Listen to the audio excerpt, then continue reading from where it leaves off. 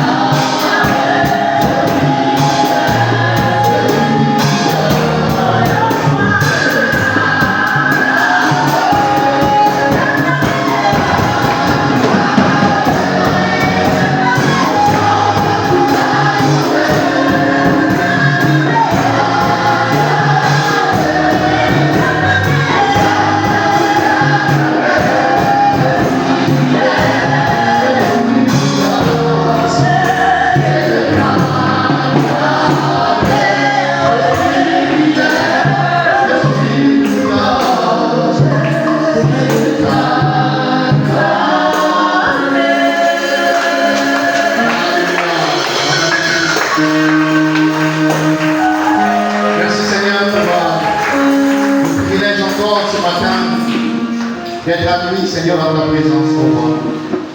Toi qui as fait de nous des adorateurs qui adorent le Père en esprit et en vérité.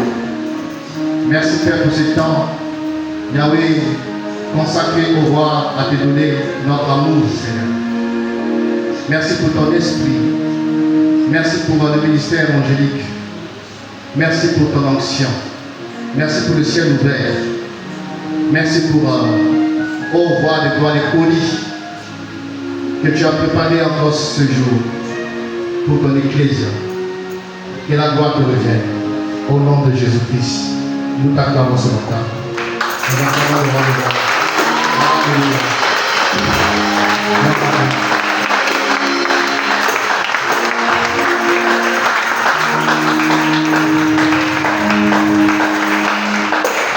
Bonjour à tout le monde. Ça fait une éternité que je me suis tenu debout devant les bien-aimés pour s'encourager dans la marche chrétienne. Si je peux me rappeler que la dernière fois où j'ai eu encore l'honneur et le privilège de parler, ça remonte au début du mois de février, pratiquement 2 mois. Voilà. Et nous bénissons encore le Seigneur pour ses bontés renouvelées, comme il est écrit. Les bontés de Yahweh ne sont pas épuisées et ses compassions ne sont pas à long terme. Elles se renouvellent chaque matin, chaque jour, pour ceux qui aiment le Seigneur et qui le craignent. Et le Seigneur nous a encore renouvelé sa grâce, qui a rendu possible que chacun ait quitté sa maison pour être admis dans cette assemblée ce matin. Alors nous voulons tout le monde pour encourager encore les bien-aimés. Il n'y a rien de spécial, ce sont les mêmes choses que nous répétons souvent, de façon que les vérités bibliques soient imprimées, soient gravées dans notre personnalité, dans notre caractère, dans notre foyer, dans notre vie sociale, dans notre vie professionnelle, que toute notre vie soit influencée par la pensée de Dieu, sa parole et sa volonté. Cette semaine était aussi une semaine difficile parce que nous avons eu à enterrer une sœur qui était très proche de nous, l'épouse d'un ami pasteur, qui un mercredi est parti à la réunion des femmes, réunion de sœurs. Elle était même modératrice, pour dire ça comme ça. C'est elle qui devait présider la réunion. Et son mari avait la responsabilité de partager la parole. Et tout s'est bien passé. Elle a dirigé, voilà. Et les prédicateurs sont allés aussi à encourager les femmes qui étaient là. Et dès qu'ils ont dit Amen, après la prière de clôture, subitement, un malaise l'a saisi. Et devant tous, on peut constater qu'elle devenait bizarre, elle avait du mal à respirer, elle commençait à cligner les yeux. Alors, on va constater qu'elle avait un souci. On l'amène à l'hôpital Korobalende. Là-bas, on dit qu'il n'y a pas de place. Il n'y a pas. Non, ce n'est pas leur cas. Ce n'est pas eux qui sont capables de gérer la situation. Ils sont partis à l'hôpital de Nandili. Quand je pense qu'il y a un problème de place. Ils sont partis à l'hôpital militaire. Et c'est là-bas que voilà, on a pu la mettre dans la salle. Et c'est là aussi que son état de santé s'est aggravé. Elle est encore des coma. Samedi soir. Un mercredi soir. Et ça, non, on peut dire. Un mercredi soir. Non, un samedi soir, on peut dire.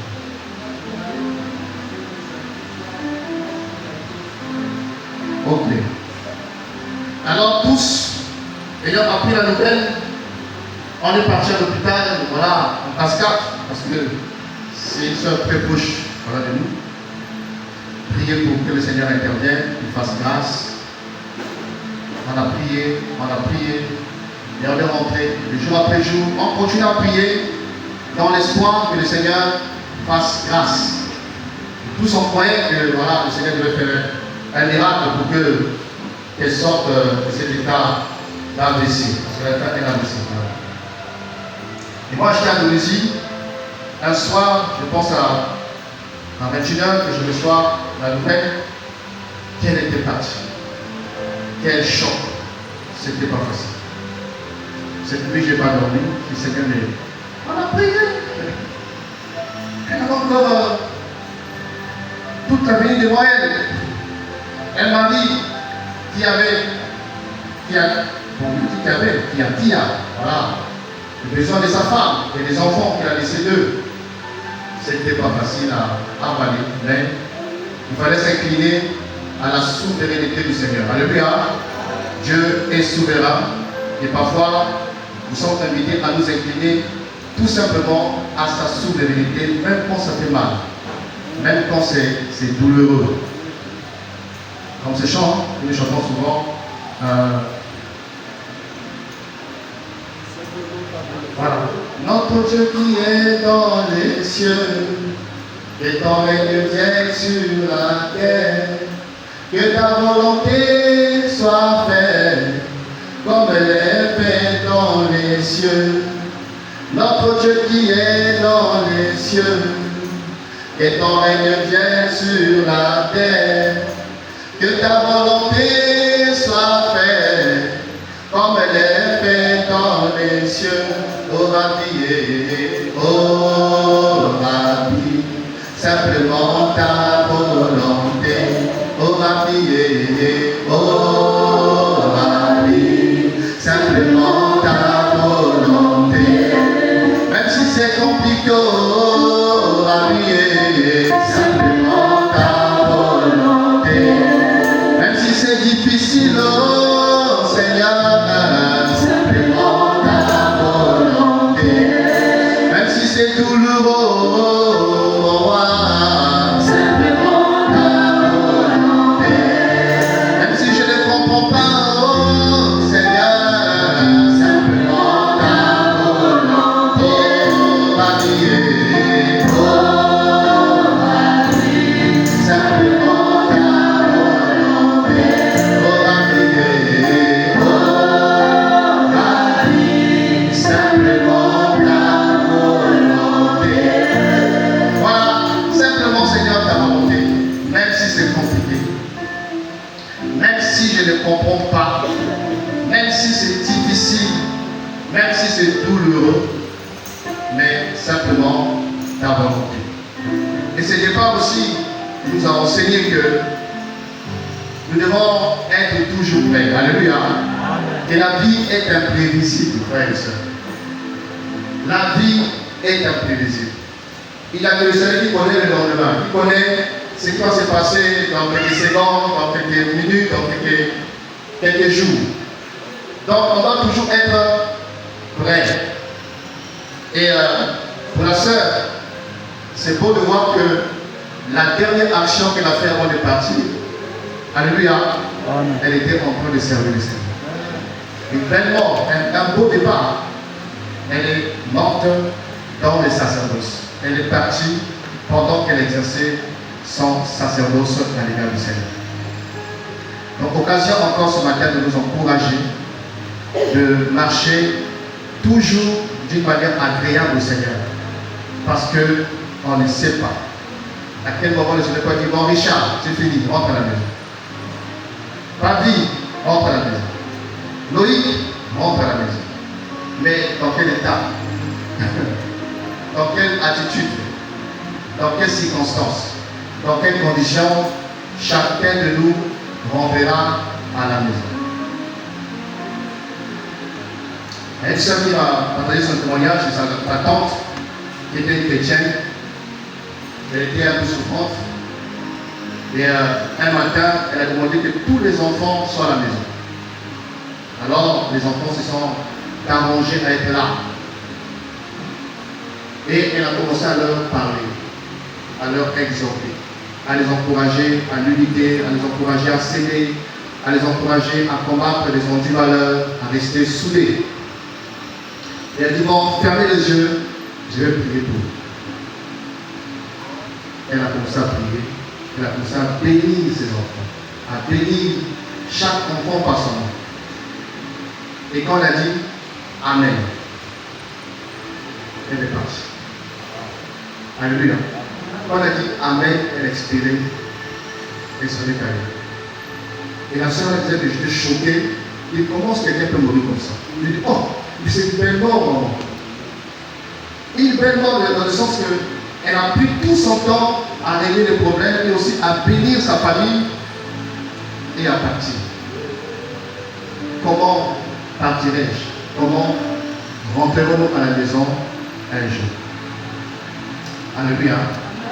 Alors ce matin, je voudrais nous parler tout simplement de quelques vérités qui ont déjà été enseignées assurément ici sur les pièges et les dangers dans le sacerdoce. Les pièges et les dangers dans le sacerdoce.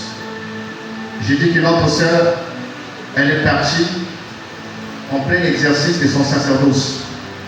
Et quand on parle du sacerdoce, ça signifie tout simplement quoi? Le service. Alléluia. Le service, c'est encore le ministère. Le service, c'est encore le ministère. Et on va lire 2 ou 3 passages avant que nous puissions avancer. Nous sommes dans 2 Timothée chapitre 2, à partir du verset 15.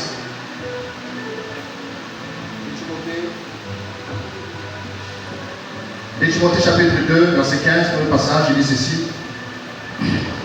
Efforce-toi de te présenter devant Dieu comme un homme qui a fait ses preuves, un ouvrier qui n'a pas à rougir et qui dispense avec droiture la parole de la vérité. Je le dis encore, efforce-toi de te présenter devant Dieu comme un homme qui a fait ses preuves, un ouvrier qui n'a pas à rougir et qui dispense avec droiture la parole de Dieu. 2 Timothée 4, verset 7. 2 Timothée 4, verset 7. Je dis ceci. J'ai combattu le bon combat. J'ai achevé la course. J'ai gardé la foi. Désormais, la couronne de justice m'est réservée. Le Seigneur, le juste juge, me la donnera en ce jour-là, et non seulement à moi, mais à tous ceux qui auront aimé son apparition. Et enfin, on prend ce verset de Luc 4, Luc 1 plutôt, verset 68. Luc 1, verset 68. Lisons ceci.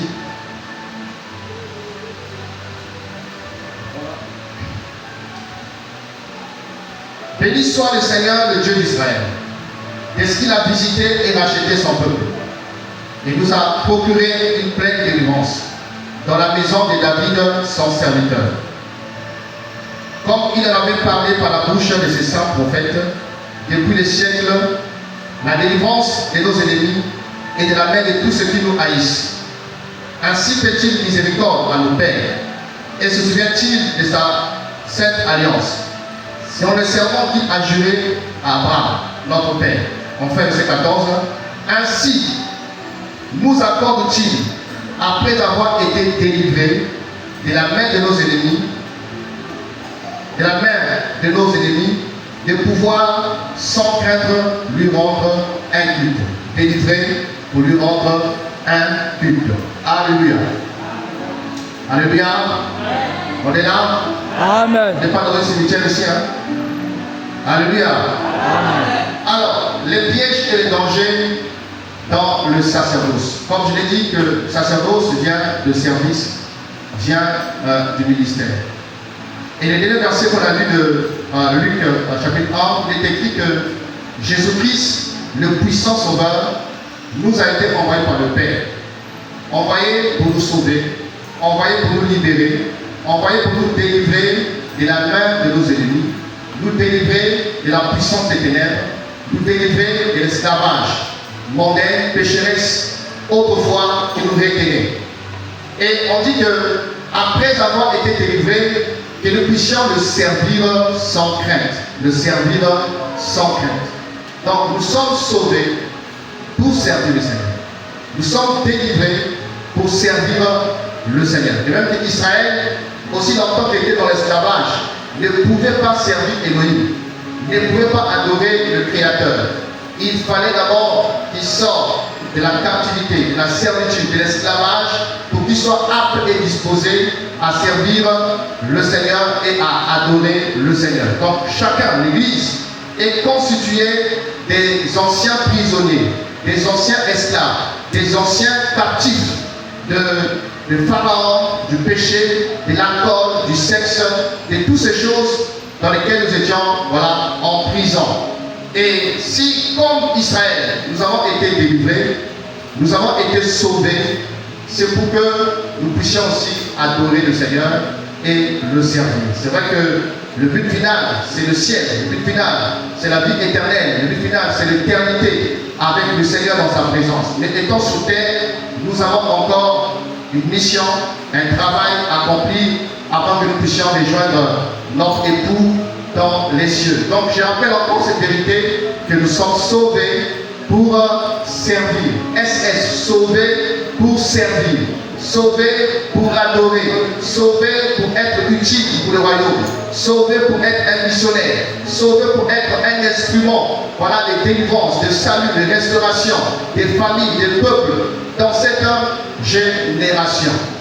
Mais pendant que nous sommes dans notre sacerdoce, notre service, on est confronté à beaucoup de réalités, à beaucoup de dangers, à beaucoup de pièges qui peuvent nous empêcher d'accomplir pleinement la mission à laquelle le Seigneur t'a sauvé et t'a appelé. Alléluia.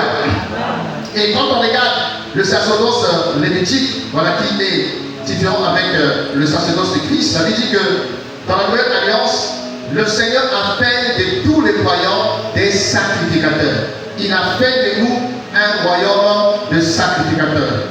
Si en Israël, une seule tribu avait le privilège dans le sacerdoce, si une seule tribu avait la grâce, l'honneur de servir le Seigneur, la tribu le dit, mais dans la nouvelle alliance, tous les enfants de Dieu, alléluia, tous les disciples de Jésus ont le privilège, ont l'honneur, ont la grâce de servir le Seigneur. Quand il a dit à la croix, tout est accompli, les rideaux s'est déchiré.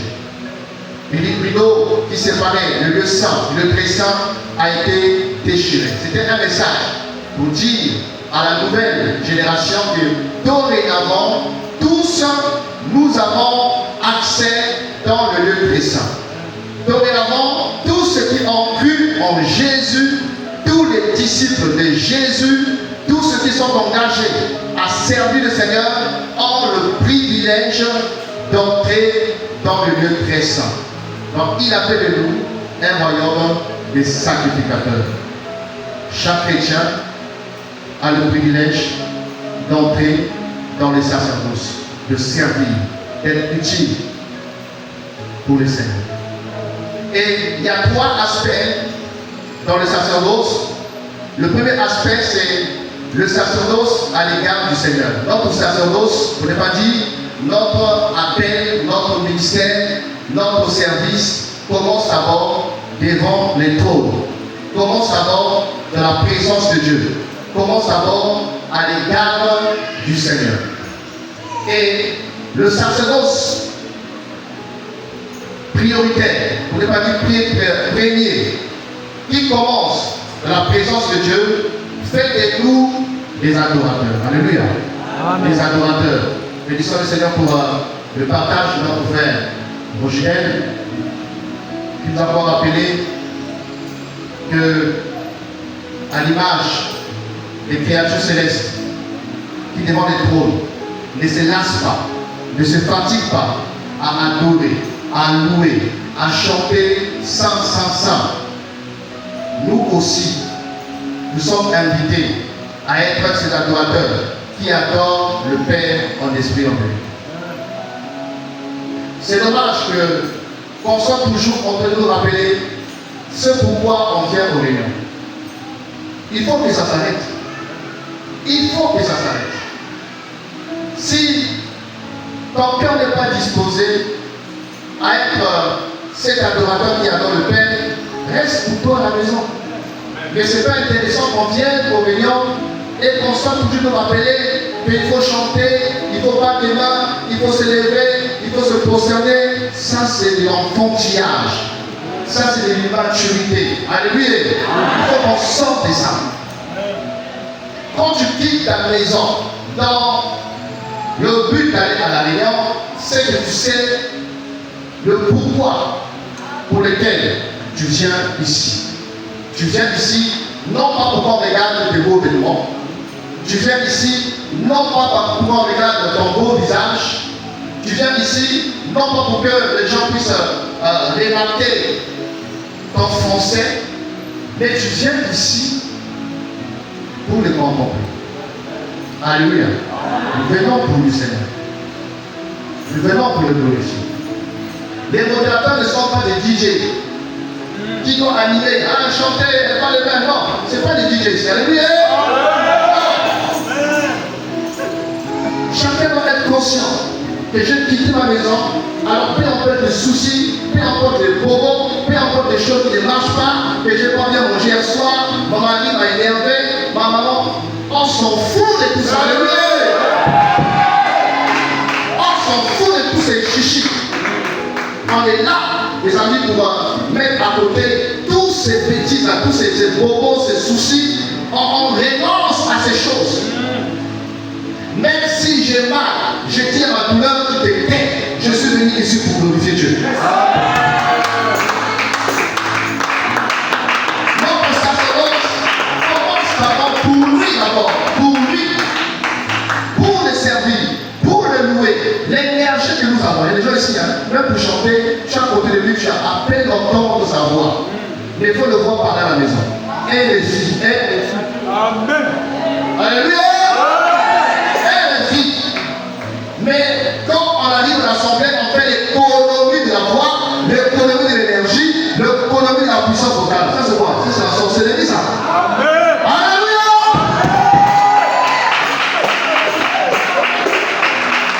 C'est pas normal. Même si on appelle les trucs ici, appelle les règles. Tu vois la voix qu'on a sorti. Même si tu es sur la voix, tu es surpris que la personne parle. Non, allez pour ça. Grandissant. Alléluia. Qui a compris à ce territoire qui grandit, grandit.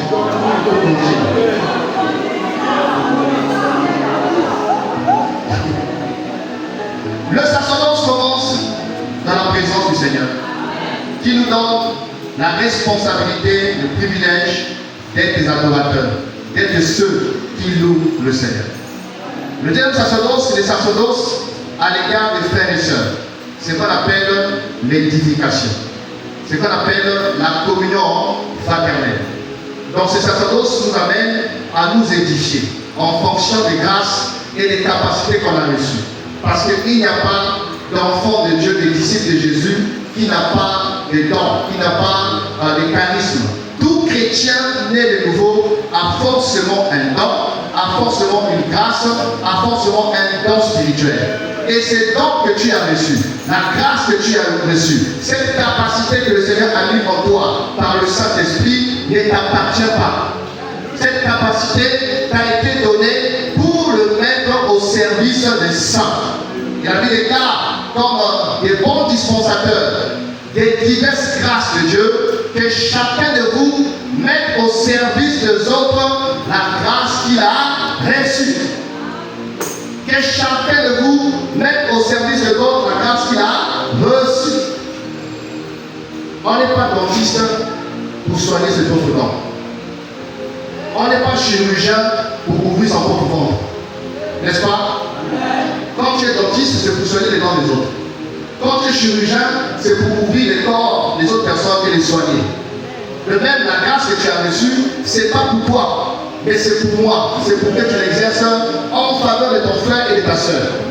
C'est ça qu'on appelle le sacerdoce à l'égard des frères et sœurs. L'édification. Le but, c'est édifier, participer à la construction, participer à bâtir la vie des uns et des autres par l'exercice de la grâce que tu as reçue.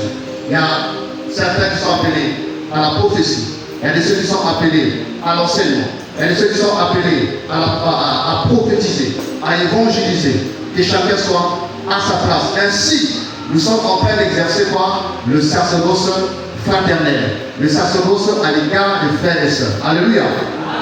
Et enfin, le troisième aspect du sacerdoce, c'est le sacerdoce à l'égard du monde, à l'égard des nations, à l'égard des païens.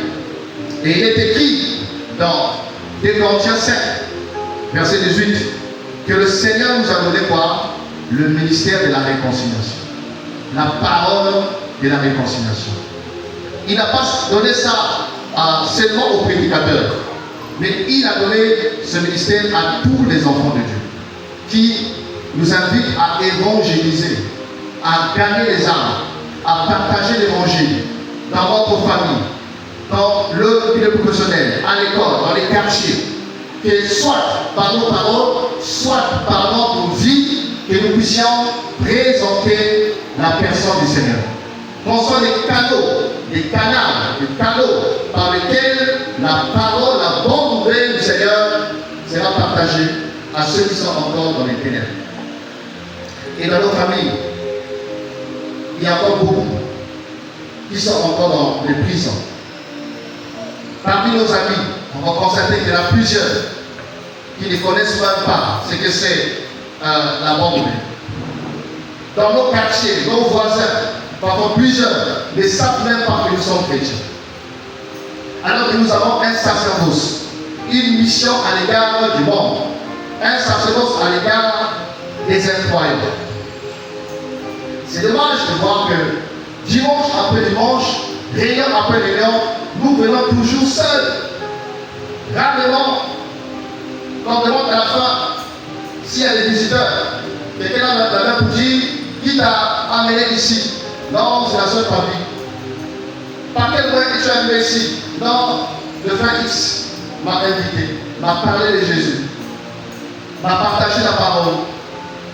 Et j'ai désiré aussi arriver, voir, écouter la parole qui a changé sa vie, qui l'a transformé.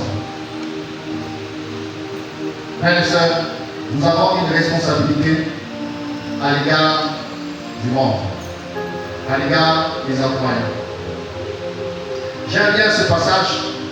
Quand Paul est arrivé dans une ville, le Seigneur a dit à Paul, parle, car j'ai un peuple nombreux à sauver dans cette ville.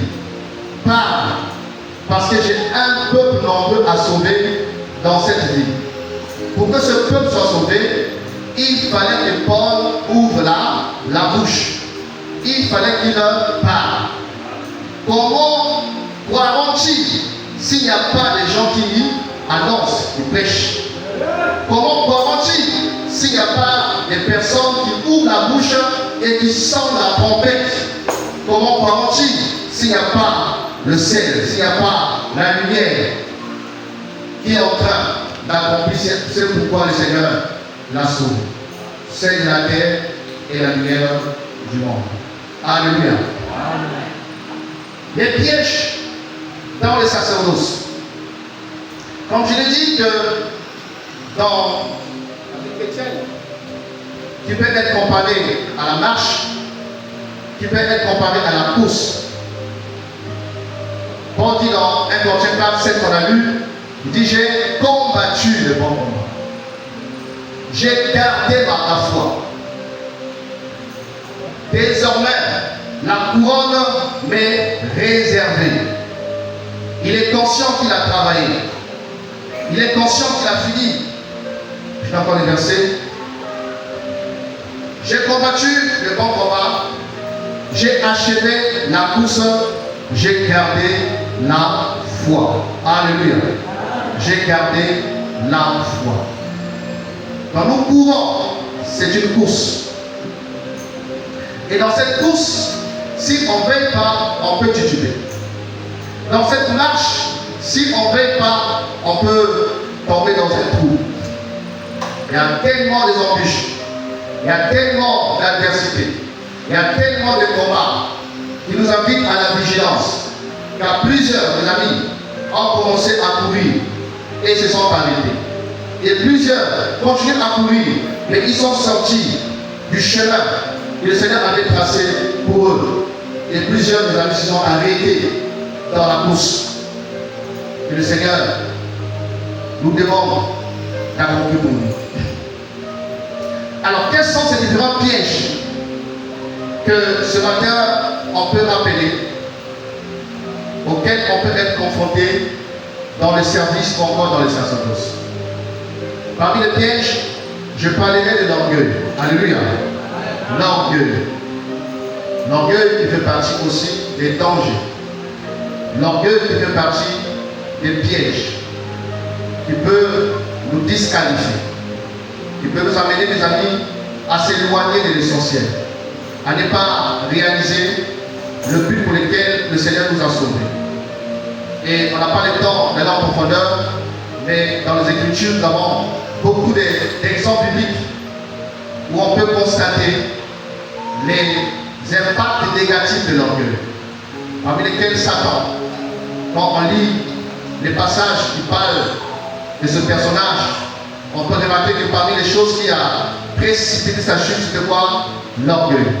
Et la Bible dit, l'orgueil précède quoi? Précède la chute. Donc, quand une personne est sous la sémence de l'orgueil, il est prédisposé à chuter. Il est prédisposé à tomber. Il est prédisposé à tomber dans le jugement du diable. Il ne faut pas, mes amis, que nous puissions tolérer la sémence ou la présence de l'orgueil dans les services, dans l'église du Seigneur.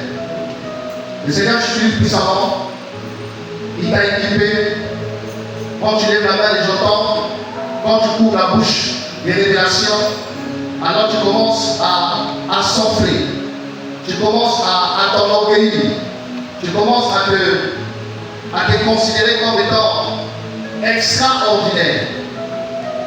Au point, même quand tu as des manquements, des faiblesses, quand tu agis mal et qu'on s'approche pour te faire des remarques, tu es fermé aux reproches, fermé aux remarques. Pourquoi? Parce qu'on se considère comme étant extraordinaire. Et personne n'est à l'abri, les amis, de l'orgueil. J'étais avec Solo un matin. L'esprit me dit que tu es orgueilleux. Pourquoi? Parce que j'étais parti en mission. Il y a une personne qui est très proche de moi, et j'aime beaucoup. Et pendant une semaine, il ne m'appelle pas. Vous dites, mais comment ça se passe? Est-ce que tu viens d'arriver? Comment était le voyage? Parce que lui, un autre américain, je m'attendais à ce que moi qu'il m'appelle. Je vous dis, mais comment le voyage, comment s'est passé? Et je commençais à développer comme de l'amertume, à développer comme de la colère. Ah, c'est maintenant, presque une semaine et demie. Même pour m'appeler pour me dire comment ça se passe, pourquoi je prie pour toi ici. Et ça me dit, tu es orgueilleux. Pourquoi? Et pourquoi est-ce que tu as mal? Parce que tu te considères tellement spécial et si tu ne t'appelles pas, voilà, c'est pas normal. Il dit, oh, c'est pas ça que tu as orgueilleux, c'est l'orgueil. Tu as une autre opinion de toi par rapport à cette personne. Moi, je vais vous dire, ah, Seigneur, pardonne-moi. Parce que l'orgueil parfois est très subtil. Tu penses que c'est normal, tu penses que voilà, c'est habituel, mais tu es en train de développer quoi? De l'orgueil, on crée de l'orgueil sans se rendre compte. Alléluia. Nous devons faire extrêmement attention. Et ça commence petit et ça prend du volume. Ça commence petit, si on ne les traite pas le plus possible, ça va voilà, s'amplifier. Et c'est le caractère qui va commencer à se manifester. De l'orgueil. Alléluia. Autre danger dans le sacerdoce et la marche, c'est les découragements.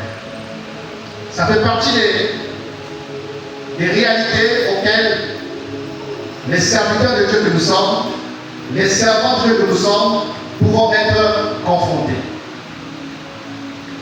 Il s'est passé quelque chose dans ma maison. Et quand j'ai entendu cette nouvelle, ma femme est en train de faire la table.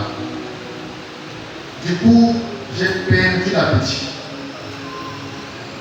Je suis allé m'endormir sans même manger, tellement que j'étais découragé.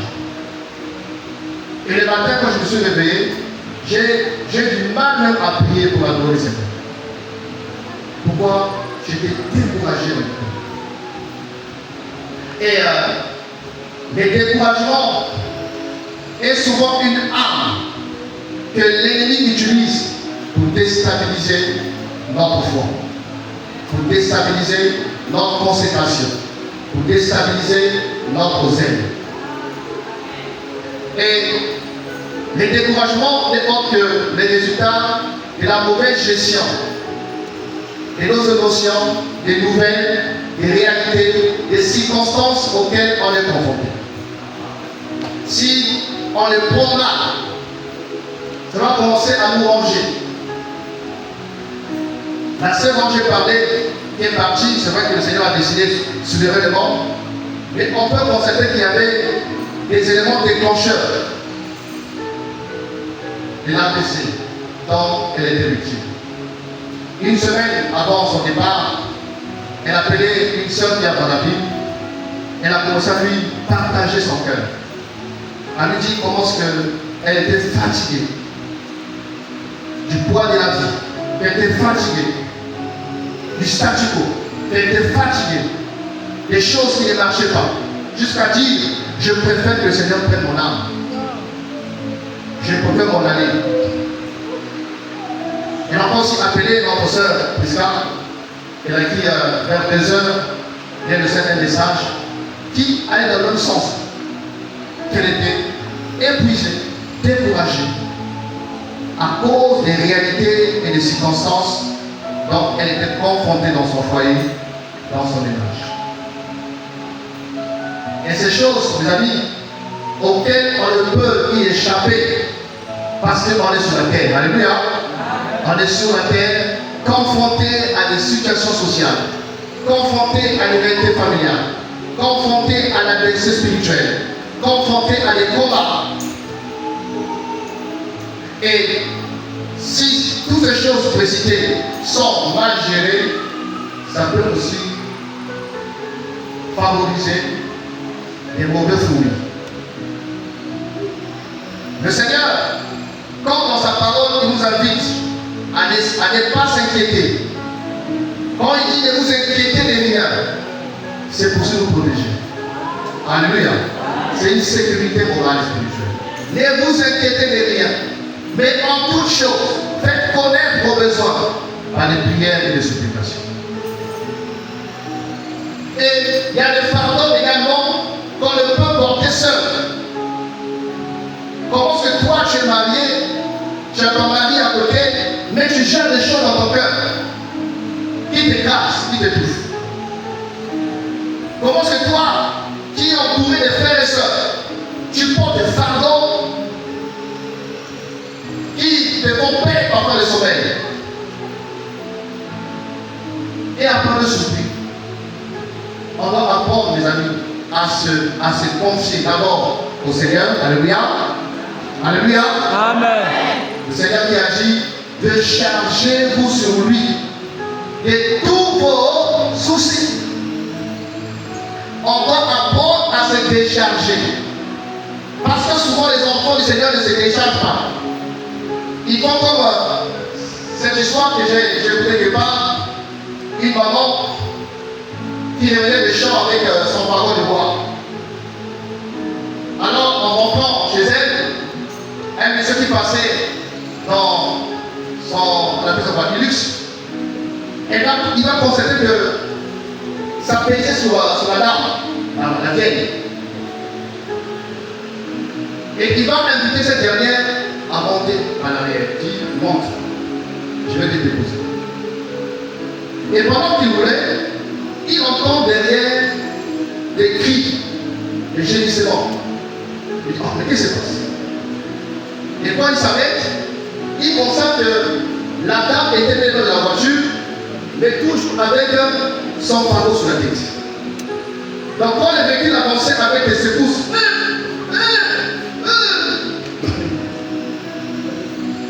c'est comme si elle n'avait rien fait, n'est-ce pas?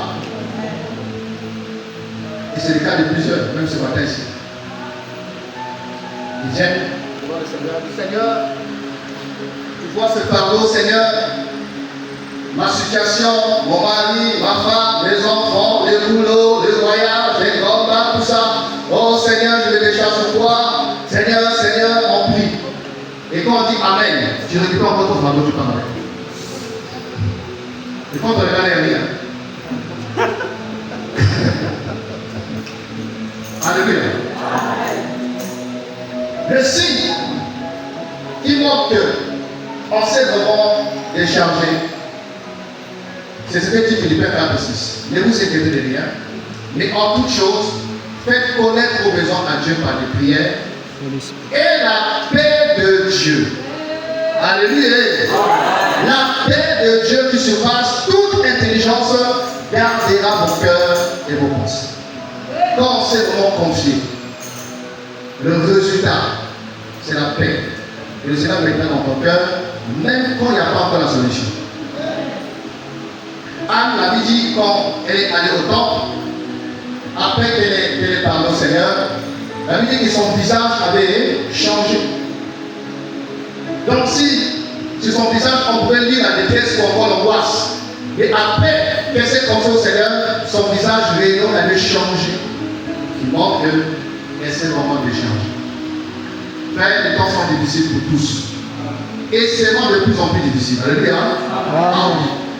Mais nous avons le Seigneur qui est notre abri, le Seigneur qui est notre rocher, le Seigneur qui est notre Père, le Seigneur qui est un Shaddai, le Seigneur qui a dit, je ne t'abandonnerai pas, je ne te laisserai pas. Alléluia. Apprenons à faire confiance au Seigneur, à s'attendre à lui. Et apprenons aussi à nous confier. C'est vrai que c'est vrai, on ne peut pas parler à tout le monde, on ne peut pas s'ouvrir à tout le monde. Mais il y a des personnes quand même dignes de confiance, des personnes qui nous estimons à qui on peut partager certains combats, certains soucis, certaines inquiétudes en vue d'être accompagné, d'être assisté. Alléluia. Autre chose que nous pouvons encore ajouter ce matin, comme piège et danger, c'est la recherche de la gloire des hommes. La recherche de la renommée. La recherche de la réputation. Comme dans Babel, les hommes ont dit, faisons-nous un nom. Faisons-nous un nom. Aujourd'hui, quand on regarde le corps de Christ dans sa globalité, on peut constater cette sémence qui a touché plusieurs ouvriers dans le corps de Christ. Où les gens font des choses pour être vus. Ils font des choses pour être acclamés. Ils font des choses pour rechercher quoi? La renommée. Ce n'est pas le Seigneur qui les rend bons, mais c'est les hommes qui veulent être bons à leur manière. Alléluia. Et personne aussi n'est à l'abri de cela. Les apôtres disaient que nous n'avons pas recherché la gloire qui vient des hommes. Quand nous servons le Seigneur, quand nous sommes ouvriers pour le Seigneur, ce n'est pas pour chercher à plaire aux hommes. Comme a dit Paul, si je plais encore aux hommes, il dit je suis pas serviteur de Christ. Nous vivons pour servir, pour plaire à Elohim. Alléluia. Et tout ce que nous faisons, c'est pour la gloire du Seigneur. La Bible dit quoi que vous fassiez en parole ou en acte, faites-le pour qui? Pour la gloire du Seigneur. Et on peut oublier les hommes. Mais n'oublions pas que le Seigneur sonde les reins et les cœurs. Le Seigneur connaît les motivations et les intentions qui animent nos actions, nos actes, nos comportements. Alors, veillons à ce qu'en nous, étant que chantres, étant que prédicateurs, étant qu'évangélistes, dans l'exercice de la grâce que tu as reçue gratuitement du Seigneur, veille à ce que tu ne recherches pas la popularité, tu ne recherches pas les acclamations, que tu ne recherches pas la gloire qui vient des hommes, mais tout faire pour la gloire du Seigneur. Alléluia. Autre chose encore, danger que je peux ajouter ce matin, c'est le sexe, la mauvaise gestion de la sexualité. Je n'ai pas dit le sexe opposé. Quelqu'un a dit que le sexe est la dernière cartouche du diable pour déstabiliser une servante, un serviteur. Et si dans ce domaine, les amis, si on ne fait pas attention, on va récolter ce qu'on va s'aimer. Hier à la veille, je parlais avec un ami, pasteur, qui vient de Malawi. Et on me parlait aussi d'un ami pasteur, un ami commun, qui a été prédicateur avant nous. Un frère consacré, un frère connaît la parole. En tant qu'un jeune, mais quand il venait prêcher, avec les souris que nous étions, mais on était tout enthousiasmés parce qu'on n'aimait pas le prêcher. Et il me dit, comme il est véhiculé,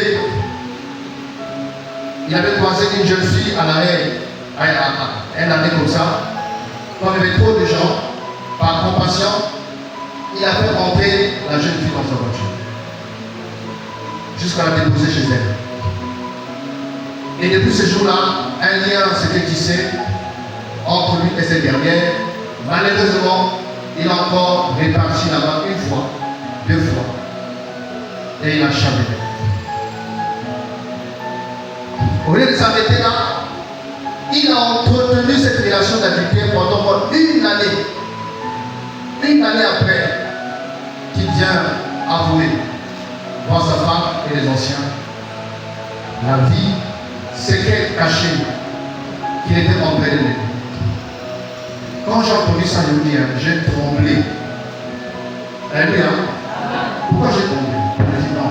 Si lui il est arrivé là, avec ce que j'ai vu de lui, avec ce que je sais, avec la grâce, avec la profondeur, avec l'onction qui dégageait, si lui il arrive là, il dit Seigneur, j'ai peur.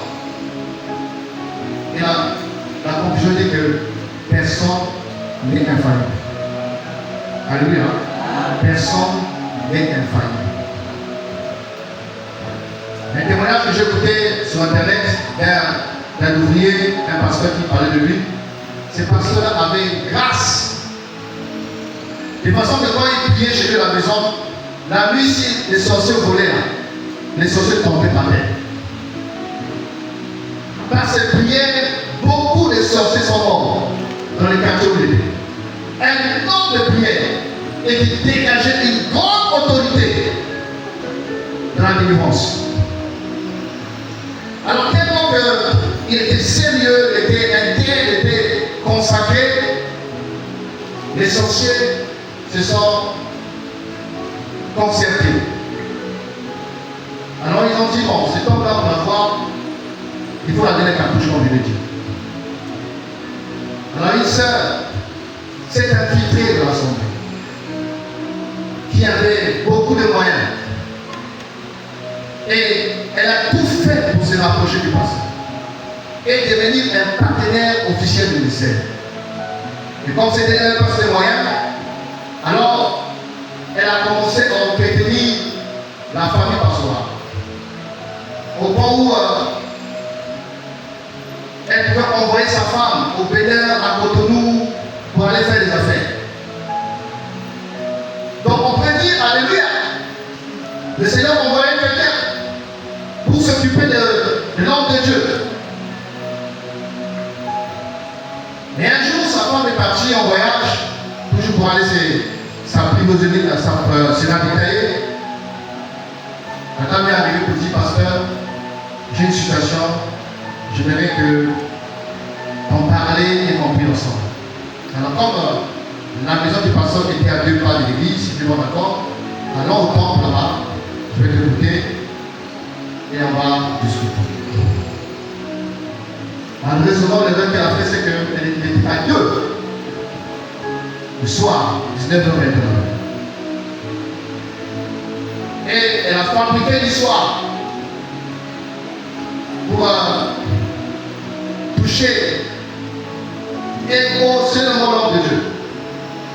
Ils vont d'abord ferme les yeux, je vais prier pour toi. Alors il s'est mis à prier, il s'est mis à prier, il s'est mis à prier. Quand il a dit Amen, L'asphalte était en verre de terre. Vous comprenez ce que je veux dire, non? En verre de terre. On attend. Je dis, pasteur, mais qu'est-ce qui se passe? Je dis, pasteur, en tout cas, moi je vais aller avec vous. Et le pasteur, inquiet qu'il était, voulait faire comme Joseph. Fuis, sorti. Il dit, pasteur, si tu sors, moi je crie que tu m'as violé. Je vais crier ici pour que tout le monde sache que tu m'as violé. Ou tu le fais, ou je crie. Et voilà comment cet homme a succombé. C'était la nuit du samedi à dimanche. Et le dimanche, il arrive à l'assemblée, tout fatigué, il demande à ses collaborateurs de prêcher à sa place, il était tout fatigué. Et pendant le culte, il n'était pas enfant, il sentait un malaise. Il dit, écoute, moi je dois rentrer, après les réunions, venez me faire des rapports. Et après le culte, quand le gars arrive à l'assemblée, il était mal, la fièvre, le mal. Donc, il a fait une faute au ciel, il est mort, physiquement. Alors, c'est cette femme-là qui, quelques années après, s'était convertie, qui est venue témoigner la manière dont ils avaient eu ce pasteur. Ex-sorcière, après ses réponses. Par quel moyen? Par le sexe. Faisons attention. Sur vos recommandations. Femmes mariées, veillez sur vos maris. Veillez sur vos maris. Et ce n'est pas seulement les hommes qui sont exposés, même les femmes aussi. Alléluia. Alléluia. C'est réciproque. Un prédicateur partageait un témoignage. Ils avaient organisé une conférence des pasteurs. Et un des pasteurs devait commencer le programme par les enseignements. Et ce jour-là, il a prêché. Le frère disait que quand il a prêché, j'étais à genoux en train de pleurer.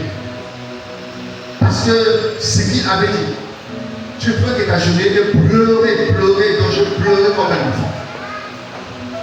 Alors c'était un programme matin soir. Donc le matin quand il a partagé, en tout cas ça avait des larmes, les gens pleuraient, les hommes de Dieu.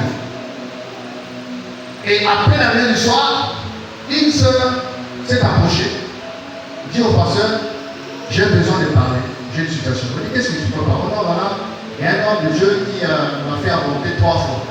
Je suis sorti avec lui, on a avorté 3 fois, et moi je devais lui parler.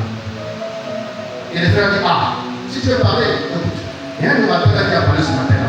Moi je trouve qu'il est assez compétent pour t'aider. Moi je préfère que tu ailles le voir. Et la dame demande, c'est qui? Exemple, monsieur Randolph. Oh, c'est le monsieur Randolph dont je parle. Il m'a fait avorter 3 fois. Et quand j'ai appris qu'il est ici comme conférencier, je veux l'exposer. Le pasteur a dit, il a failli tomber par terre dans la personne. Quoi? C'est lui qui a prêché ce matin, il m'a fait pleurer là. Alléluia.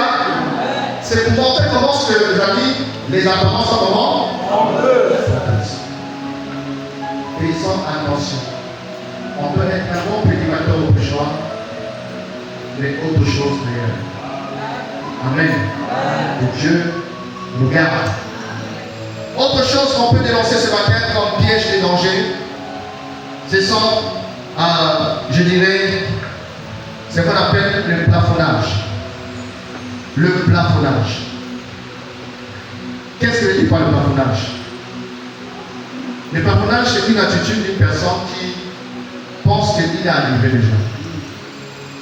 Hein, le plafond. C'est-à-dire que je suis arrivé déjà. Donc je n'ai plus à apprendre. Il n'y a plus rien qu'on puisse encore me dire. Il n'y a plus rien qu'on puisse encore m'enseigner. Je me connais tellement. J'ai tellement d'expérience. J'ai tellement lu la Bible. J'ai tellement expérimenté l'onction. J'ai tellement. Donc qu'est-ce que tu vas me dire? C'est aussi une forme d'orgueil. Et malheureusement, il y a aussi des tels ouvriers dans le champ du Seigneur. Qui sont touchés par l'esprit de la Odyssée. Je suis riche, je n'ai besoin de rien. Je suis riche, je n'ai besoin de rien. C'est-à-dire que tu es pauvre, tu es aveugle et tu es nu. Des personnes qui se considèrent comme une bouteille déjà pleine. Une bouteille déjà remplie. Donc on n'a plus à ajouter. Tu parles de telle doctrine, oh je connais. Tu parles de telle chose, oh ça je sais déjà. Tel, oh ça je sais déjà. C'est très dangereux. Alléluia. Évite ça. Que tu tombes dans le plafonnage. Autre chose que je peux dire, c'est la négligence de sa famille, l'abandon de sa famille. Ça fait partie aussi des pièges et dangers dans les sacerdoces. Où au nom du ministère, au nom de l'œuvre de Dieu, au nom de la mission, on néglige sa femme, on néglige ses enfants. On n'a pas de temps pour son mari, on n'a pas de temps pour sa femme. Au nom de quoi? Au nom du ministère, au nom de la paix. Et on a vu comment beaucoup de prédicateurs ont bousillé leur famille, ont exposé leur famille à la dérive, au chaos, à la ruine. Il y a des choses pas bien. Un enfant un jour, son père qui est missionnaire, rentrait d'une mission, un enfant de 5 ans, et l'enfant voit son père rentrer, il ne le gère même pas. Le père dit quoi? Tu ne m'as pas vu? Ici, je t'ai vu. Mais pourquoi tu ouvres pas? Je viens de rentrer. Il dit, bon, tu es rentré, c'est bien. Mais moi, ton Dieu là, moi je n'aime pas. Il dit quoi? Tu dis quoi? Il dit, j'aime pas ton Dieu. Et pourquoi je n'aime pas mon Dieu? Il dit, parce que ton Dieu est un voleur de papa. Ton Dieu là est un voleur de papa. À cause de ton Dieu là, je suis privé de l'attention, de la compagnie de mon Père au nom de ton Dieu. Tu n'es jamais là, toujours parti. Jamais de toi avec moi, jamais sortir ensemble. Alors ton Dieu là, moi je n'aime pas. Ce pasteur s'est assis et le Saint-Esprit a commencé à l'interpeller pour dire voilà, ton fils a raison. Moi je t'ai jamais appelé à me servir pour que tu négliges ta maison. Nulle part dans la parole, j'ai enseigné qu'au nom du sacerdoce, il faut abandonner sa femme, il faut abandonner son mari, il faut abandonner ses enfants. Et l'histoire qui s'est passée ici après moi. Un pasteur missionnaire comme Richard, toujours parti. 3 semaines, il est parti. Retraite, il est parti. Sa femme était chantre. Alors, n'étant pas toujours là, la proximité avec le responsable des chantres comme le frère Kadi a commencé à créer des trucs entre le responsable des chantres et la femme du pasteur. Et on ne sait pas comment ça a commencé. Chute. Maman pasteur n'a responsable de chantre. Et de cette chute, conséquence, grossesse. Ah oui, c'est pour moi. Le pasteur qu'on avait invité pour régler le problème, je t'explique ça. Alors, la voix son mari, il dit avec qui? Oui, avec le frère Kadi. Le frère, c'est pas. Alléluia. Alors, cette dernière m'a dit, bon d'accord, je vais parler, mais moi je voudrais qu'on invite toutes les femmes des hommes de Dieu là, qui seront là, que leur femme soit là, je vais parler. Même le frère Dieu était là aussi, parmi les pasteurs qu'on a vu. Le méchant parlait, il a dénoncé sa femme, voilà, une mauvaise femme, il est tombé, il est enceinte, pas de moi, tout ça. Et on donne la parole à ma pasteur qui dit, je ne suis pas fier de moi, je regrette tout ce qui s'est passé. Je n'avais jamais prémédité ça. Mais écoutez un peu ce que je vis dans le foyer. La réalité pratique de ma vie de couple et conjugal. Et quand on a commencé à parler, les pasteurs ont été comme ça. Tous les pasteurs ont baissé la tête. Ils avaient honte de voir la façon dont leur ami pasteur, au nom de l'église, au nom du ministère, au nom de la mission, traitait sa femme. Elle dit, mais je ne suis pas un arbre, je ne suis pas je suis le corps. Je ne suis pas un arbre. Je ne me juge pas de ce qui est arrivé, mais voilà, je suis une personne. Malheureusement, divorce, malheureusement, l'église a cassé. Les âmes sont parties et il n'y a plus rien.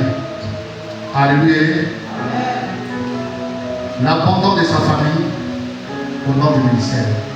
Il faut toujours qu'il y ait de l'équilibre. Alléluia. Servir le Seigneur et avoir du temps pour sa maison. Parmi les critères des anciens, d'après 1 Timothée 3, on avait dit que l'ancien doit bien diriger sa maison. Les critères qui gênent, d'accord, vous lisez la liste. Les premiers critères sont les critères familiaux.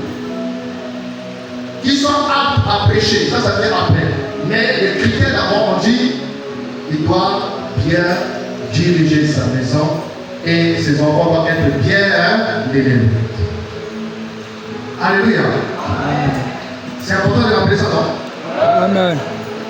Donc, prédicateur, ancien, prophète, apôtre, évangéliste, il y a besoin d'équilibre. Besoin d'équilibre. Vous savez, j'ai souvent parlé également quand je me suis marié. Avant le mariage, mon tuteur, mon oncle, m'avait dit un jour, tu seras un mauvais mari. Je prêchais déjà l'évangile. Il m'a dit, tu seras un mauvais mari. Et pourquoi? Il dit, parce que toi tu n'es jamais à la maison. Je dis, oh, pas parce que tout seul, non. Mauvais mari parce que je suis. Non, parce que tu n'es jamais à la maison. Ah, c'est des vieux qui parlent. Elle est là. Pendant les 6 premiers mois du mariage, elle a souffert. Au point un jour, Sylvie l'a trouvé en train de pleurer. Et elle m'a dit ce jour-là, si c'était ça le mariage, elle me laisser tomber. Pourquoi? L'œuvre, délivrance, ça n'est pas. Et même un jour, je n'ai pas dormi à la maison, frère, je n'ai pas dormi à la maison, parce qu'il y avait un cas de délivrance là. On a prié, et le monde ne sortait pas, et bon, on va tomber sur. Puis il a dit non, écoutez-moi tout. Et pour moi, c'était l'œuvre, à l'époque. Mais l'œuvre, c'est bien. Et quand l'autre frustrait, quand l'autre pleure, là, ce n'est plus normal. Alléluia. C'est plus normal. Alors, il fallait s'asseoir et récorriger, équilibrer les choses pour avoir du temps pour sa femme et ses enfants. Là, c'est bon, non? C'est ça, on a dit. Je suis là. Alléluia. L'abandon de sa famille. La Bible dit, c'est qui réunit sa famille, il a fait quoi? Qui a abandonné sa famille à quoi? Il a réuni sa foi. Il a réuni sa foi. Autre chose encore, je dirais, ce sont les mauvaises compagnies. Les pièges et dangers de sacerdoce. Choisir ses collaborateurs.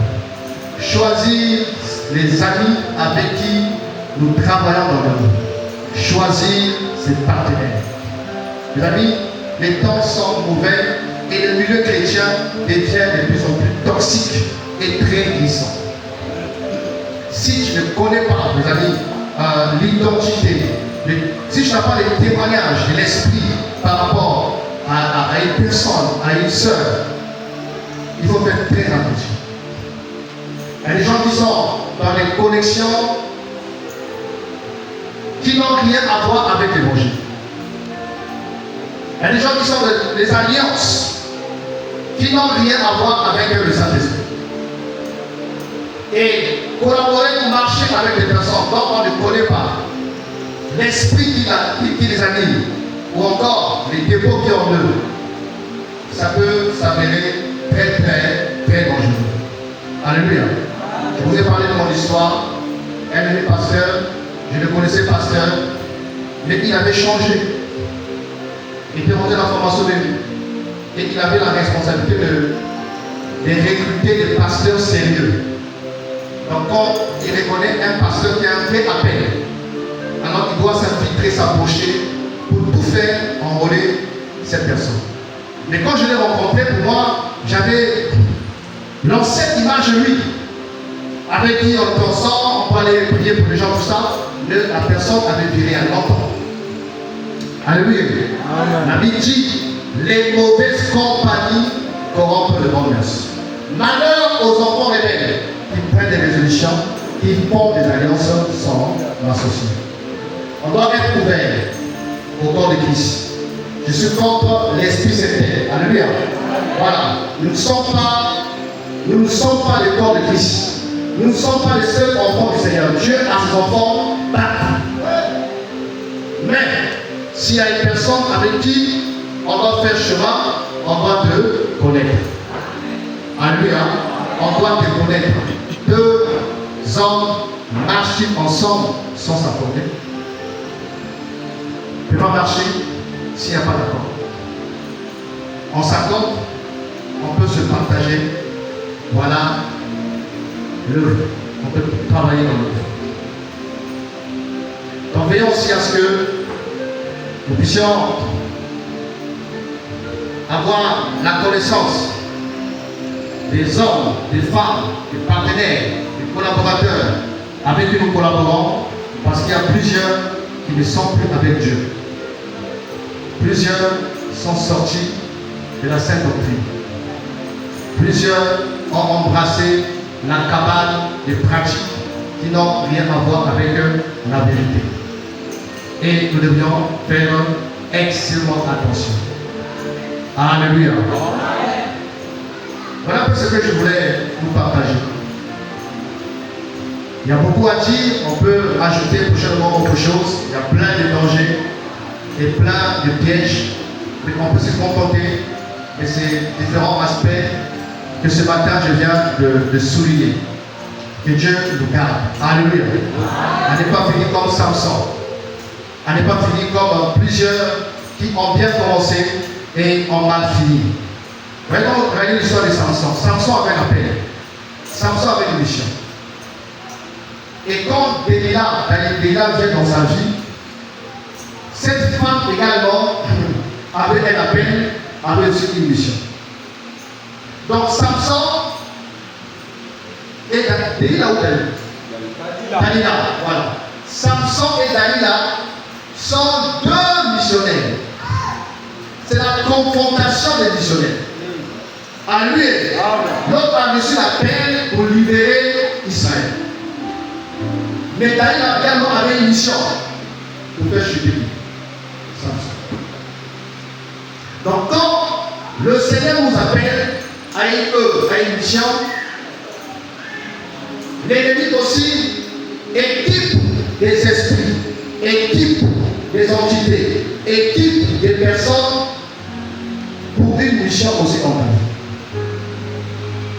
Samson, parce qu'il n'a pas veillé, il a eu des soucis. Et Dalila, qui était sérieuse par rapport à le mandat qu'elle avait de la part du prince des Philistins, elle a réussi à le faire tomber. Parfois autour de nous, il y a des missionnaires du diable. Alléluia. Je dis encore, parfois autour de nous, il y a des missionnaires du diable qui sont là pour combattre la mission, qui sont là pour mettre des bâtons dans le roues, pour que tu cesses d'être un libérateur, pour qu'on te crève les yeux, qu'on te coupe les cheveux.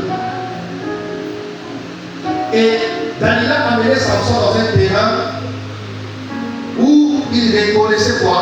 Les faiblesses de Samson. il avait un problème avec le sexe. C'est là où tu es faible que le diable viendra frapper. Veille sur tes faiblesses. Veille sur les aspects de ta vie dont tu es conscient que tu es faible. Parce que c'est là que l'ennemi va charger des coups. Parce qu'il sait que là, s'il continue à frapper dans cet aspect où tu es fragile, où tu es faible, tu finiras par tomber. C'est pourquoi faites attention avec tes faiblesses. De peur que ça puisse favoriser ton enterrement. Participer à ton enterrement. Que le Seigneur nous garde. Alléluia. Voilà, peu frères et sœurs, ce que je voulais ce matin vous encourager sur le sacerdoce et tous les dangers autour de ce service pour lequel le Seigneur nous a appelés. Est-ce qu'il y a quelqu'un qui a une question à poser par rapport à la parole?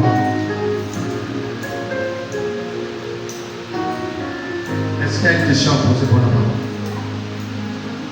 C'est permis, non? Pas le temps. Les frères, voilà. Comment il fait alors pour aller au paradis? Comment il fait par rapport à tout ce que vous Comment il fait? Bonne question. Paul disait à Timothée quoi? Dans 1 Timothée 4, là-bas, il dit veille sur toi-même et sur ton enseignement. Parfois, il arrive qu'on est prompt à être sentinelle dans la vie des autres, sans pour autant veiller sur sa propre vie.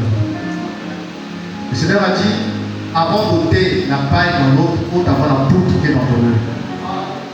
Mais de souvent, on est prompt à ôter la paille dans les autres, sans regarder la poutre qui est dans ton œil. Donc, il y a besoin d'être des véritables sentinelles, d'abord pour nos propres vies. Veille sur toi-même et sur ton enseignement et tu sauveras les autres. Et aussi, comme l'avons dit, être bien entouré. Être bien entouré. Des personnes qui peuvent te dire la vérité en face. Des personnes qui ne parlent pas des répondants quand ils constatent des faiblesses ou des manquements. Et je crois que si on est ouvert à la vérité, on est ouvert aux remarques, les gens ne vont pas se retenir de nous parler. Souvent les gens se retiennent à parler à quelqu'un, c'est à cause de l'attitude affichée face aux remarques et aux reproches. On arrive une fois, deux fois, trois fois, on parle, on constate que la personne est fermée. Et ce qui est dit n'est pas géré. La personne est indifférente, insensible à ce qui a été dit, et ce qui parfois amène les gens à se rétracter. Mais quand il y a l'amour de la vérité en nous, l'amour de la vérité, une qualité importante, amen, une qualité très importante. Comment tu réagis face à la vérité? Comment tu réagis quand on te reproche? Comment tu réagis quand on te fait des remarques?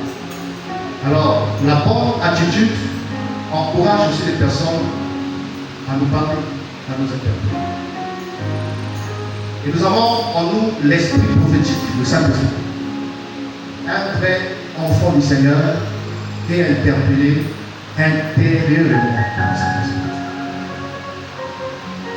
Là où personne n'a vu, personne n'a constaté, le Saint-Esprit, il voit. Et si nous avons une santé saine, spirituelle, une bonne communion avec le Seigneur, le Saint-Esprit n'est pas hypocrite. Alléluia. Amen. Le Saint-Esprit n'est pas hypocrite. À moins qu'on l'ait attristé, on l'ait étouffé. Mais quand le Saint-Esprit est à l'aise et à sa place en nous, le Saint-Esprit n'est pas hypocrite. C'est-à-dire quand il n'aime pas, il n'aime pas. Quand il n'est pas d'accord, il va te dire non, il va te parler, il va te convaincre de pécher, il va te donner le sommeil, il va te troubler jusqu'à ce que tu fasses la paix avec le Seigneur. Amen. Soyons des sentinelles. Soyons des sentinelles.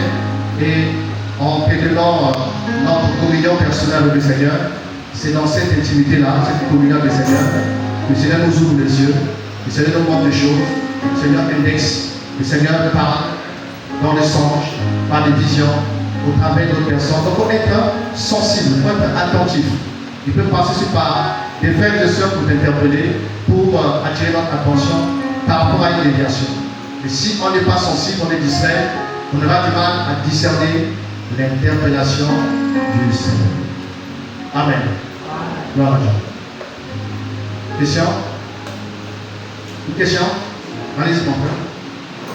Oh, c'est les anciens qui posent des questions.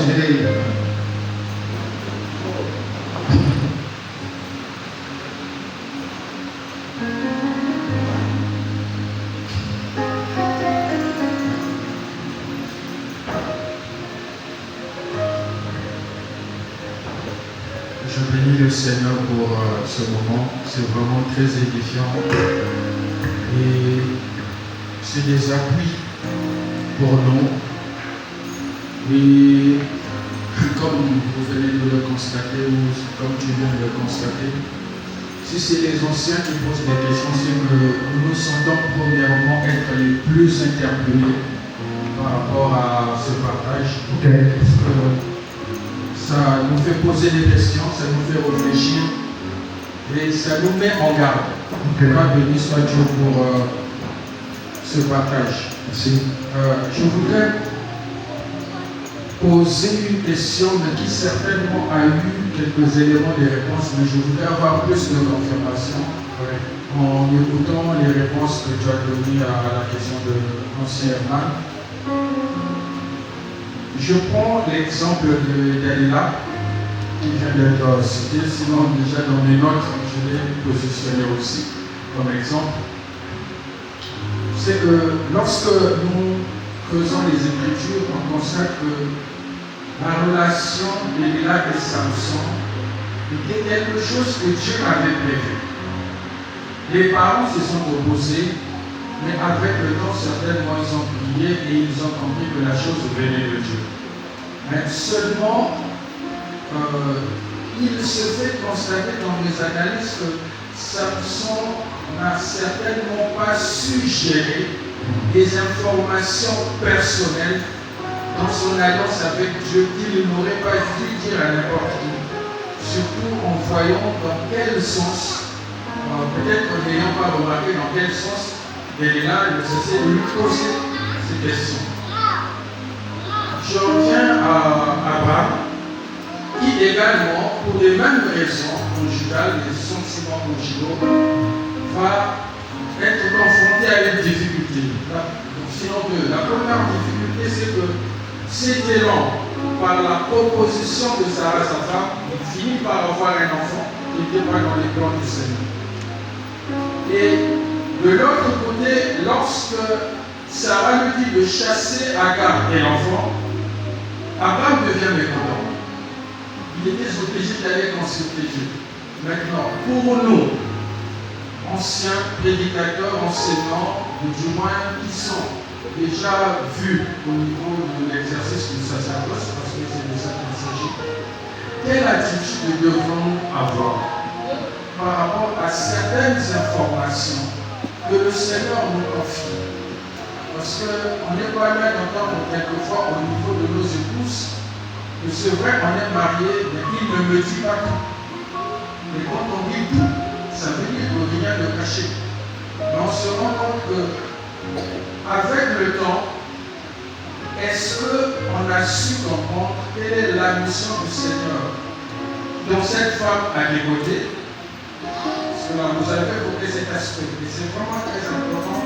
Et c'est là où ça devient aussi alarmant pour ceux qui sont mariés de mieux connaître avec qui il est dans sa vie conjugale par rapport à son appel, pour que demain on n'arrive pas à la situation de Dalila.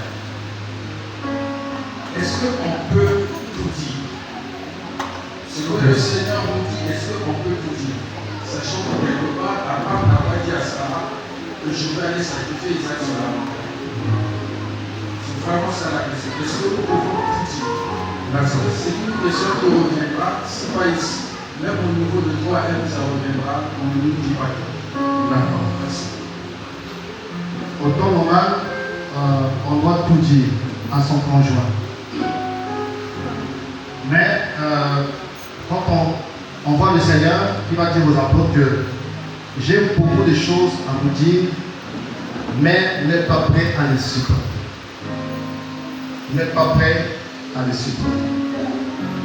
Donc il peut arriver que par rapport à ce que tu as reçu, connaissant ta femme, ton conjoint ou ton homme, tu penses qu'il n'est pas prêt ou elle n'est pas prête à encaisser, à recevoir, à digérer. Et je pense que par sagesse, il faut travailler à ce qu'elle puisse s'élever et qu'elle soit capable de recevoir une révélation ou encore une orientation pour laquelle tu reconnais qu'elle ne pourra pas supporter. Dernièrement ici, j'ai parlé de la possibilité de quitter le son biblique, mais c'est un fardeau qui est en moi depuis longtemps. Mais ce n'est pas aussitôt que je l'ai partagé à ma femme. Il a fallu du temps, voilà, en avance, pour qu'elle soit prête aussi à ça, qu'elle soit prête à cette réalité de la vie à laquelle le Seigneur veut nous emmener. Donc, notre femme ou notre mari est notre premier partenaire dans le ministère. Et notre compagnon de ministère. Le compagnon numéro 1 d'une servante du Seigneur, c'est son mari. Le compagnon numéro 1 d'un serviteur de Dieu, c'est sa femme. Donc, elle ne pourra pas mieux t'aider si elle ne connaisse pas certaines réalités ou encore choses que le Seigneur t'a confiées. Donc, c'est à toi d'évaluer sa maturité, d'évaluer sa capacité de soit de recevoir, encore de rejeter. Donc, s'il y a un souci de maturité, alors il faut travailler à ce qu'elle atteigne un certain niveau, comme a fait le Seigneur. Il y a beaucoup de choses à vous dire, mais il n'est pas prêt. Mais quand il viendra, donc on voit qu'il a travaillé à ce que les apôtres soient capables de recevoir certaines choses pour lesquelles ils n'étaient pas prêts à recevoir. Donc je ne pense pas encourager qu'il y a des secrets qu'on doit garder à sa femme. Avant que ce soit des questions liées à la vie des gens. Hein, la vie des gens.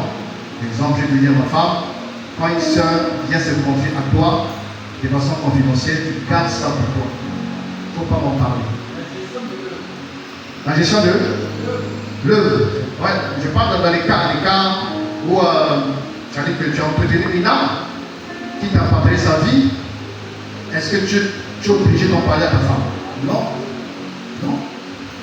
Mais non. Quand c'est des choses où je pense que ma femme doit au courant, je demande la permission à la personne. Est-ce que je peux aussi en parler à ma femme? Si elle dit oui, c'est à partir de là que je parle à ma fille. Sinon, des secrets de confession, de confidence, étant que prédicateur, étant que responsable, étant que enfant de Dieu. Amen. On doit s'exercer à la confiance. Quand on s'est confié à toi, parce que la personne croit que tu peux l'aider, que tu peux l'assister, tu gardes ça pour toi. Maintenant, si ce n'est pas fermé, si c'est ouvert, je peux le partager à ma femme comme sujet de prière. On prie ensemble. Donc, je n'encourage pas de garder des choses qui concernent l'appel, qui concernent le ministère à son épouse. Si elle est prête, il faut en parler. Est-ce qu'Abraham, n'ayant pas dit à Sarah qu'elle partait sacrifier Isaac, est-ce qu'elle a péché? Est-ce qu'il a péché? Qui pense qu'il a péché? Parce que la Bible montre que pour Abraham, il croyait que même s'il sacrifiait Isaac, Dieu devait le ressusciter. Alléluia. Voilà. Donc il croyait que même si je ne dis pas à ma femme, je veux révéler avec Isaac. Parce qu'il croyait à la résurrection. Alléluia. Donc c'est cette attitude-là qui l'a mené à ne pas en parler à sa femme, sinon c'est à la il est dans le cadre. Il dit, voilà, Isaac, voilà, Il veut sacrifier. C'est lui compliqué. Amen. Gloire au Seigneur. Merci, on va s'arrêter par là. Est-ce qu'on peut seulement prier pour tout le monde?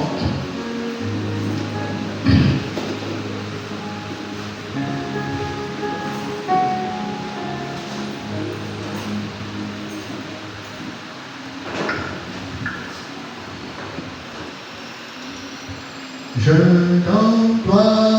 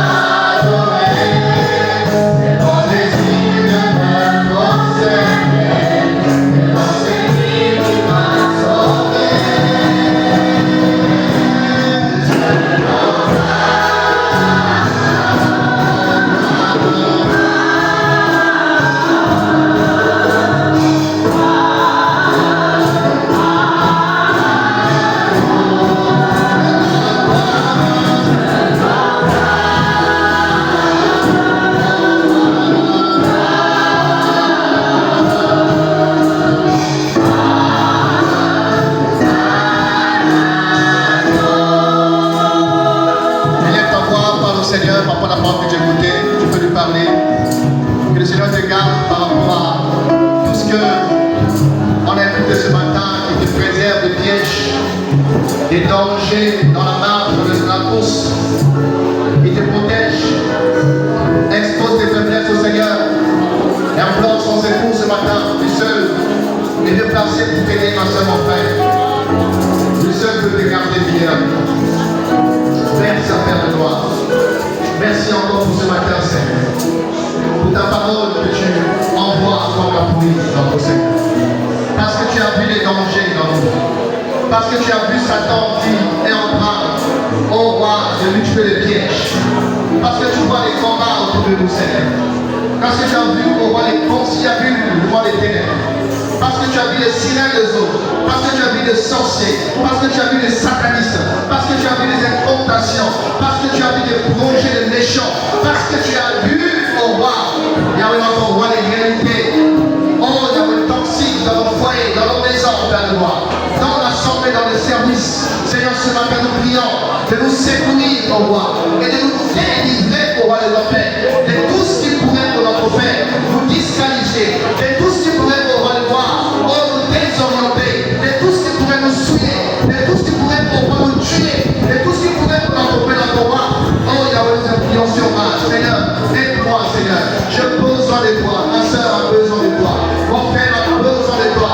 Dans cette temps de la fin, où Satan s'est déchaîné, dans cette temps de la fin, où le monde est ténèbres, on va le voir, oh, c'est déchaîné pour plein de voir. Oh, Seigneur, que ça tes enfants, Seigneur. Seigneur, garde-moi de l'orgueil. Élie a dit un jour, je suis le seul, je suis le seul.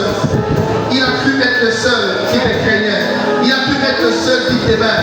Il a pu être le seul pour notre Père qui était consacré. Il a pu être le seul pour notre Père qui, pour Yahweh, avait des relations. Alors que tu avais 7 000, Seigneur, qui n'avait pas fléchi. 4 fois au roi de se considérer comme le seul qui s'était à la fois consacré, le seul pour notre Père qui t'aime. Alors que tu as beaucoup au roi de Père, de tes enfants pour notre Père, Yahweh, notre Seigneur, qui n'ont pas fléchi devant les balles de ces temps de la mort, notre Seigneur. Oh, je ne suis pas le seul. Tu as les 7 000, Seigneur.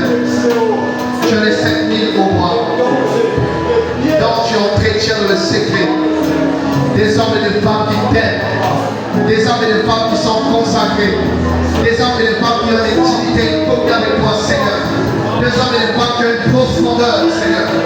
Oh Père, je prie ce matin de sanctifier cette assemblée. Je prie ce matin de sanctifier mon cœur. Je prie ce matin de sanctifier ma soeur. Je prie ce matin de sanctifier au roi ton troupeau, Seigneur. Oh, on a chanté saint, saint, saint. Saint, saint, tu es saint, roi. Et je prie ce matin afin que ta sainteté se répande dans ce lieu. Ta sainteté se répande dans ce lieu. Réponds ta sainteté. Réponds ta sainteté. Réponds ta sainteté. Réponds ta sainteté. Réponds ta sainteté.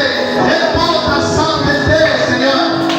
Oh, sanctifie les pensées, les motivations, les intentions. Oh, Yahweh, sanctifie notre service. Sanctifie la marche. Sanctifie au roi de bénédictions. Sanctifie au roi de la paix. Je prie au nom de Jésus, afin que mon roi des rois, que ton peuple encore ce matin soit fortifié dans le sacerdoce, soit fortifié dans le service, soit fortifié dans le ministère au roi des rois. Je prie au nom de Yeshua, afin que l'onction du Saint-Esprit ce matin, pour le Père, puisse encore ranimer quelqu'un, ranimer une flamme ce matin, ranimer une science ce matin, Père.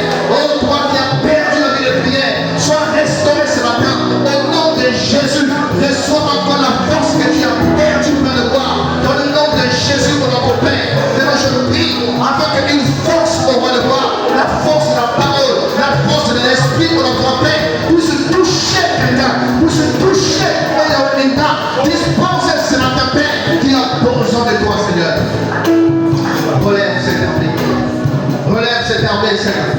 Relève les guerriers ce matin. Relève les guerriers ce matin. Relève au roi, Yahweh, les serviteurs, des servants roi. Je prie pour la restauration, Seigneur, de vie cassée. La restauration au roi du zèle. La restauration de la passion.